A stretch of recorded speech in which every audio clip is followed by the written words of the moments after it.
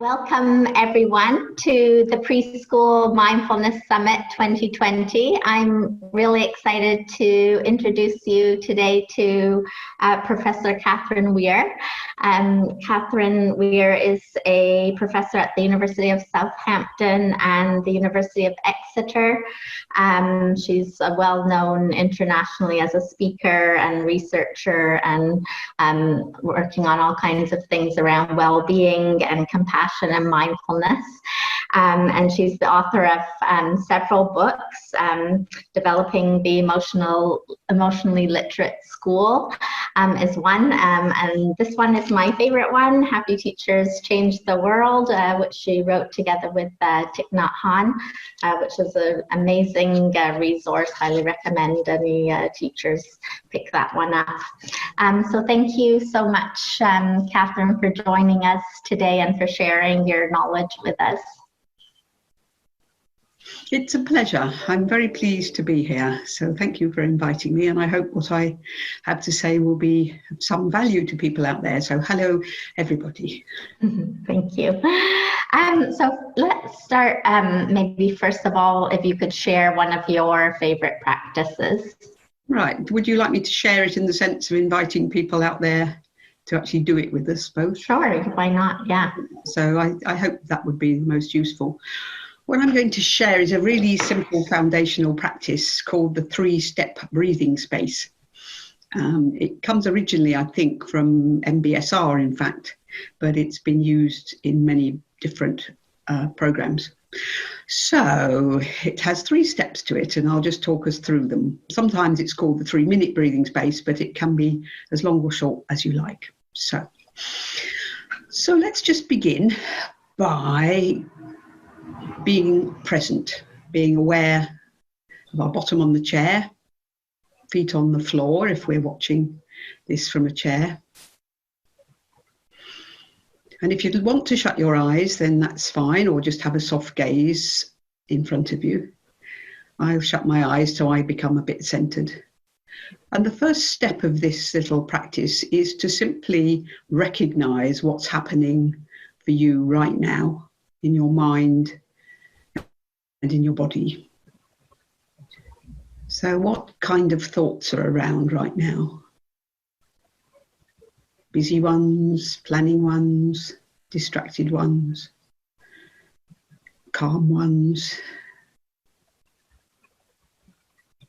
What's happening in the body? What emotions are playing around?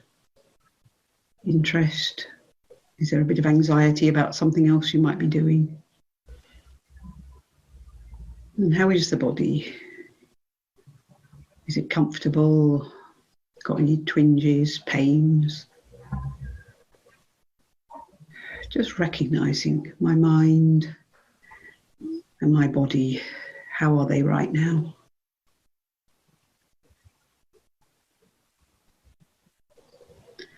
Now moving on to the second stage, which is to find the breath in the body, wherever you feel it most clearly right now.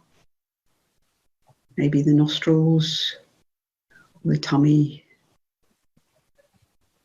So as best you can, letting go of thoughts and feelings that you've just been recognizing, giving yourself a little break from those and moving into the breath. The in-breath and the out-breath.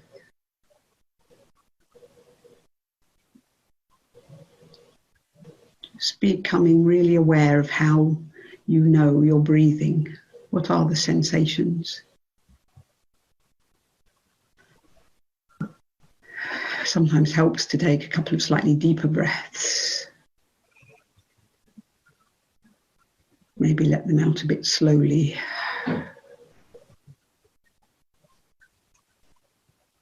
And now the final stage of this little 3-step practice is to move the awareness out again into the whole body. So back into the body. As best you can without too much thinking about it. Just connecting with the contact points, the legs, the bottom on the chair. the upper body, the head. Just breathing into the whole body.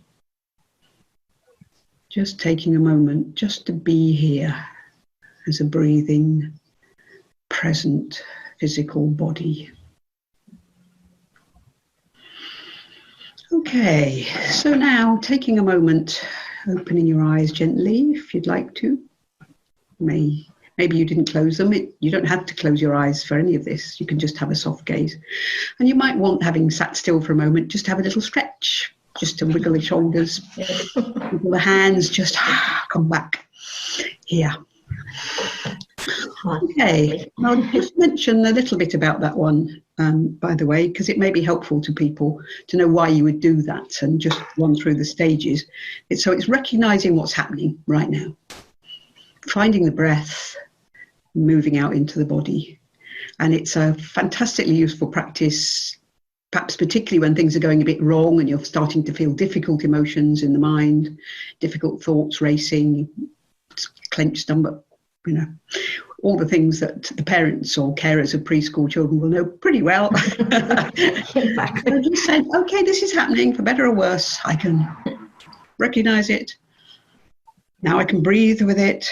And now I can be aware that there's other things happening in my body too. I've got a whole body here and I can be centered and as best I can a bit present. So useful little exercise, and you'll find it all over the web, all over YouTube, 3-step breathing space. So I hope that was useful. Thank you very much. Yes, very useful. And it's great when we can find these very short practices that are so beneficial that we can squeeze in. So, Katherine, can you talk a little bit about why it's so important for us to develop a personal practice as teachers or as parents, rather than maybe trying to teach our children to be more mindful and bringing tools to the children, although I think that's probably important as well. But if you could explain that a little bit, that would be great. Yeah, kind of why did we call it Happy Teachers Change the World? Happy Children sometimes Yes. lost. I guess it's because we set the weather for our children, whether they're our own children in our families or whether they're in our classrooms or in our preschool nursery group, whatever we're doing. If the adult isn't present, centered, calm, there's really very little hope of teaching children a kind of superficial technique to do those things.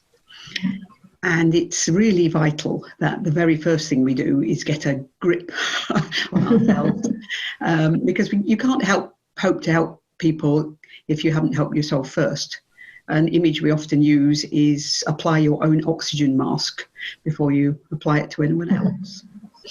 Another nice analogy is, would you want your children taught swimming by someone who'd never been into water and just stood on the side going like this, saying, you're probably saying, well, actually, I'd rather someone kind of knew what water was about. So whether it's for ourselves, our children, or for people who put children in our care, I think we owe it to ourselves as the foundational adults in the picture to be fully present and mindful as best we can. And a simple question, well, why not? If we're so convinced it's so good for the children, why on earth don't we want this benefit for ourselves? And I guess a final reason is because, as we all know, any form of childcare is challenging. It's difficult. It's got its delights and it's got its pains. It's got its difficulties. And we really don't want a life of looking back on these vital early years with our children of regret and wishing that we'd managed it better. I mean, we all do that anyway. That's built into the bowl, Yeah. The mother is always in the wrong, or whatever, the teachers, is always their fault. Setting that aside as basic to human thinking, but we want to regret as little as possible and to feel that we did the best we possibly can. And that's important for everyone. And we know how vital these early years are. So let's just get it as right as we can, really.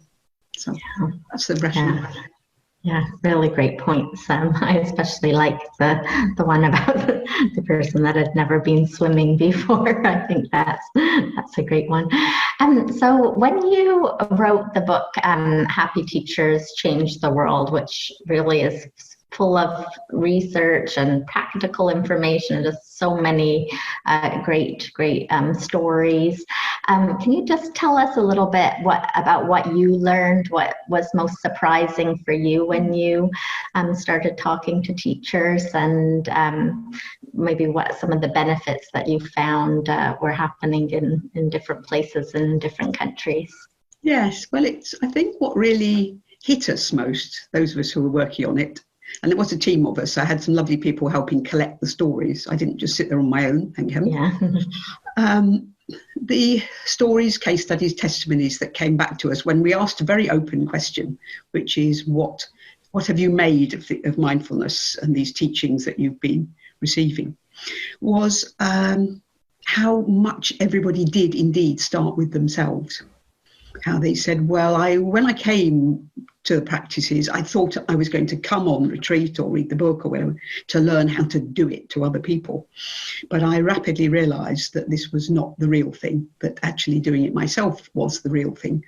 And they talked very fluently about what impact self-transformation had on how they were in the classroom or with the children or with their own children or in their lives, and what a transformational effect it had on the situation if they themselves were fully present and had a handle on their emotions and were able to be really there for other people.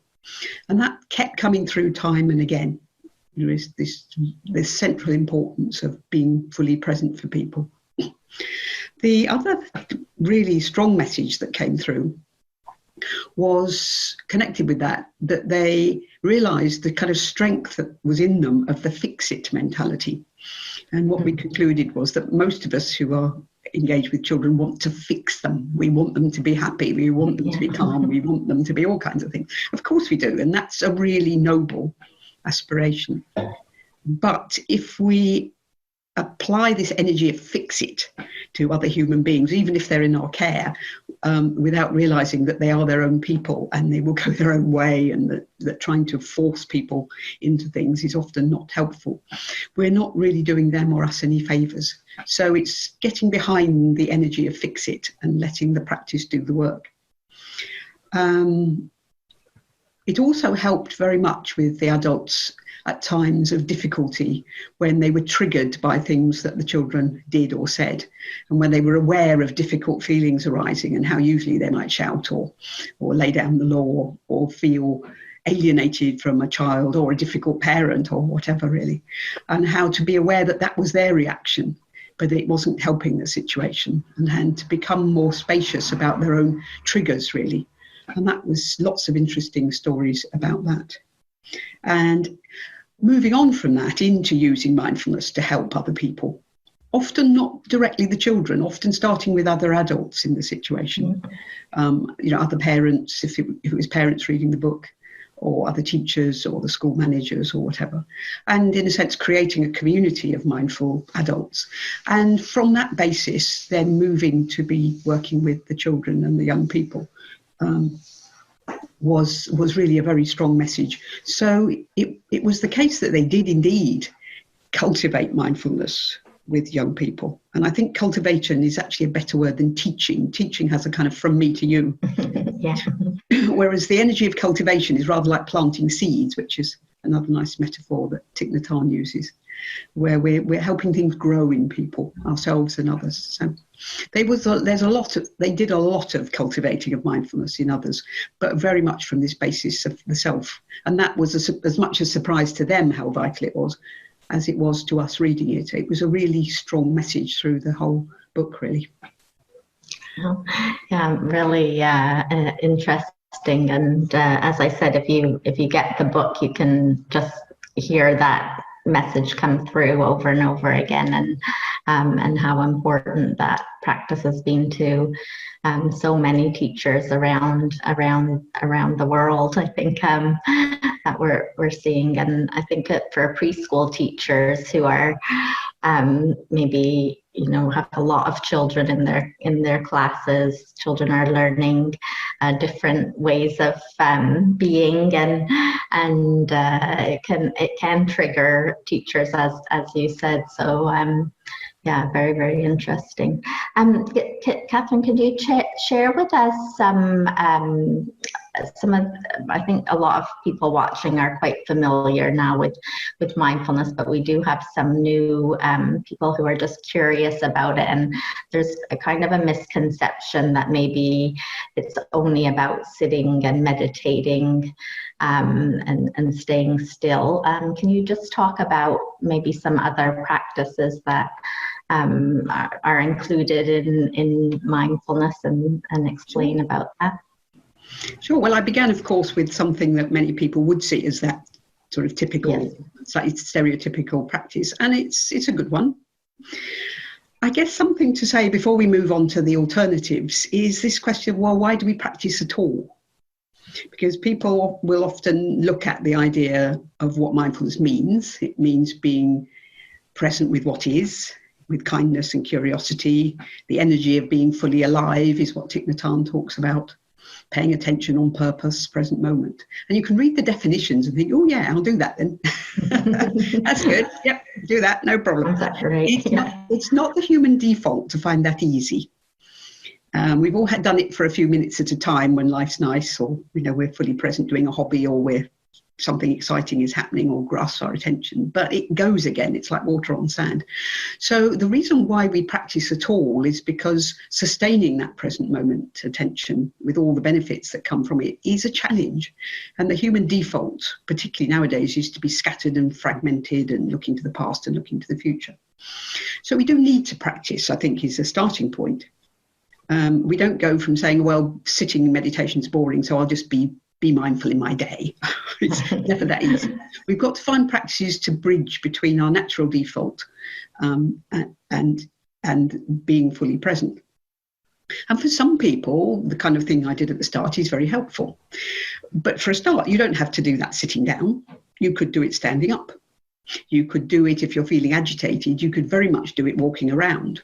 So being fully present with what's here, maybe I'm having to go for myself for a long walk because I'm feeling quite agitated.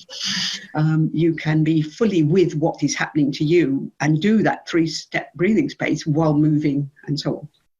So that's what kind of worth knowing. Many people do find movement of some kind much easier to get into than the sitting still. And particularly young people and children find the idea of sitting still is a torture rather than a help. It's an invitation. It sucks as far as they're concerned. So we can encourage people to just be in the movement, whatever movement they're doing. So things like mindful walking, mindful dance, getting rhythms going is great fun. Actually, moving in a rhythmic way with self or with others, and just paying attention to what is happening. Now, you could say, right, okay, well, I'll just do that anyway. I'll take up mindful knitting. I've seen a book on mindful knitting. That sounds good. I knit anyway. I'll just knit mindfully. And that's possible. But again, you do need to have a practice, and to say it's not just being focused for a little bit on what you're doing. It's a particular attitude we bring to it. And this piece about kindness and curiosity is very important. So if we are knitting, we start to look with interest and beginner's mind at what the fingers are doing, and realise that we like one colour of the wool we're using more than the other, and that's quite interesting too. So we can actually focus on the business of the mindful knitting, if that's what we're doing, in a different way than we would do it normally. Mindful yoga, for example, is different to just yoga as physical exercise. We would keep stopping and saying, right, what's been the impact on my body, my breath, what's happening to me? So we start to bring that notion of awareness, watching minds and bodies change, and as best we can, noting this endless judgment arising about whatever we're doing. Oh, I like this, I don't like that. I've taken myself for a mindful walk, but I'm going to go this way because that looks boring. Nothing wrong with that, but how interesting, noting all the little things that happen. So the practice is about this core attitude, attention to present moment, but with kindness and curiosity. Now, once you get good at it, in inverted commas, or I don't know whether there is a getting good at it, but you do certainly wire your brain to find it a little easier. You can indeed spread it out and apply it right across your life. But what I would say to everyone is take that slowly. I know a lot of people who think already they're being mindful after a week because they're mindful all the time. It's a real practice. You do need to keep stopping. A nice one to do very often is to find ways to stop during the day at particular triggers, like the bottom of a staircase. Each time before you walk up a staircase, say, right, I'm going to stop, I'm going to look at my feet, I'm going to be present, and I'm really going to feel my feet walking up the staircase. Or a red light. We all meet red lights when we're driving. Wonderful opportunity to feel the bottom on the seat of the car, hands on the steering wheel, go into the breath, really be present. So keep those little formal practices going. You won't succeed very well with mindfulness unless you have some element in there of a bit of structure, a bit of discipline, a bit of formal practice. It doesn't have to be horrible. It doesn't have to be unpleasant, but it will at times be a bit boring. And you may be saying, well, I don't want to feel like that. That's bring interest to that too. Why? What's so riveting about something else? So there are just so many practices, and you'll find them all over the web. You'll find masses of them in the Happy Teachers book. But don't forget the real simple foundational ones, because that mind, that puppy mind, that distracted monkey mind really needs bringing back all the time. You watch it go, you bring it back. You watch it go, you bring it back. Yeah, thank you for sharing those distinctions, and I love what you said about using triggers. I think that's really, really helpful to kind of get in the habit of remembering, because I know sometimes I forget and people tell me, but I can't remember to do it. So I think that's a great tip. So could you maybe just share a couple of other practices that might be especially useful for people working with young children or parents? Yeah, for themselves. Well, something we haven't talked about but is absolutely core is mindful communication, being with others mindfully. With your partner, if you have one, with other carers, and of course with the children themselves. So this being open-minded and curious is a crucial attitude to bring to other people in our lives. I guess it starts by, first of all, noticing that that's a challenge and how much we're in our own heads. So noticing all your reactions and waiting for the other person to stop speaking before you're speaking if it's an adult, or being with the child but thinking, oh, do I have to read this bedtime story again? The dreaded word with young children, again. That one, just noticing the wish to distract yourself arising, stopping, slowing down and coming back to the moment of communication. If it's a very young child, it'll be non-verbal. It'll be looking at what they're telling you through their body, through their eyes, through their movement. They may be in distress and just quietly being with that distress, or they may be having a ball and really savouring that gorgeous moment, because my kids are in their 20s and it doesn't last forever, folks. So learning to slow down and be with the child, and if it's another adult, being with them in all their manifestations, just really as best you can, letting the urge to speak yourself and to jump in there arise and subside, and keep refocusing on the other person, what they're telling you through their words, through their body, and really learning to get out of your own head and into the other person. That is such a vital practice, for all of us. It doesn't just apply to those of us with young children, of course. No. It's right across the board. But having young children is a particularly stressful time. I was thinking before this interview about some of the key emotions that arise. Boredom is one, as I've already indicated. If you're the stay-at-home carer, it is frankly boring quite a lot of the time. Right. The adult mind isn't naturally brought into endlessly doing the same thing. So just watching, being with boredom. Worry is another, particularly if you're a first-time parent and it's your first child, or you're new to the playgroup where you're working. Am I doing this right? Just noting anxiety and that kind of thing. And of course, frustration. Kids don't do what you want them to do. And you're sort of coming back to the energy of fix it. Why aren't they doing what I know is good for them? All those emotions, just being with those arising, breathing with them and letting them subside, so that you're more able to make good choices, are really important, and more able to give space for the joyous emotions. The flip side of boredom is bringing beginner's mind to the situation and saying, well, I know, I've fed them this particular lunch 100 times, but not on this particular day. They've never been them before, I've never been me before. So what is it like right now? Can I kind of snapshot this gorgeous moment? So I've got it as a memory to take with me and just keep coming back to the pleasures of the present as well as the difficulties. It's more of a mindset than a practice in a way. And it's closely aligned to mindful listening and to good communication skills and to counselling and all these other things that we do, positive parenting. But it is the core of mindfulness. I think what the piece mindfulness brings to it is noting what's arising in yourself and not dashing off after it, just letting the impulse come and go and coming back to the present. I don't know if that's kind of what you meant, Helen, but I think it's a foundation practice. Really great information and things for us to think about and apply. So just before we finish today, are there any last tips or last message that you wanted to share with our viewers? Well, I guess something we haven't mentioned really, but is compassion to the self. I mean, it's kind of implied in everything, but it is a big one. And as I already indicated humorously, I think, to be a parent is to feel like you could have done it better. I look back on all the times with my children and I just want to go back to the kitchen, and rerun it with a better script this time. And you can't do that. And if you spoil your life by worrying about it, by looking back on your day or looking back over the last year and so on, it really won't help anybody. So just bringing that attitude of I did my best, I'm only human, tomorrow's another day. Anything I didn't do that I'm pleased about, I don't have to beat myself up. I can just acknowledge that feeling and try and do better tomorrow. And maybe I will and maybe I won't.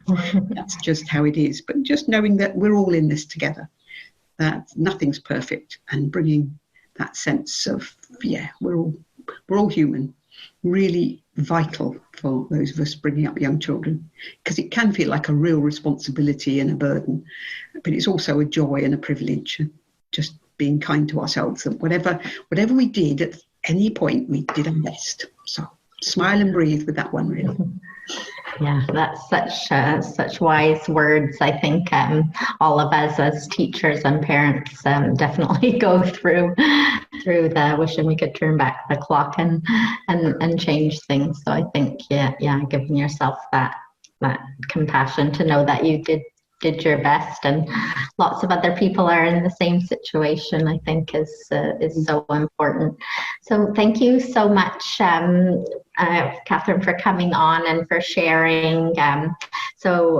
Just remind everyone, we'll have information about the book and some of Professor Weare's research publications, how you can go and find those if you're interested in the research. But I just want to say thank you so much for coming on and for sharing so generously, and I'm really grateful for that. It's a real pleasure. Thank you, Helen. Thanks. I hope you have a lovely day. Thank you. Thanks. Goodbye, everyone, and good luck with it all. Thanks.